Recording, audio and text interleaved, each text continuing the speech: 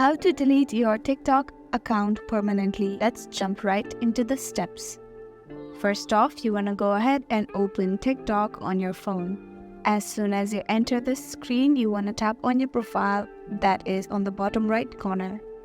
Now, to delete your account permanently, first make sure that all of the draft videos are saved to your gallery if you want them.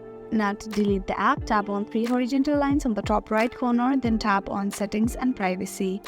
Here, go ahead and tap on Account, which is the very first option. After that, you want to tap on Deactivate or Delete Account, which is the very last option. As soon as you do that, you'll enter to the page where the TikTok will ask you either you want to delete the account or deactivate your account. Now to delete your account permanently, tap on Delete Account Permanently. After that, TikTok will ask you why you want to delete your account. Select the reason, or you can even skip it by tapping on Skip, which is on the top right corner, or you can select the Propose and then tap on Continue.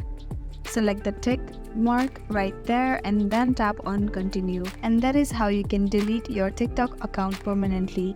I really hope this video helped you out. Thank you so much for watching till the very end.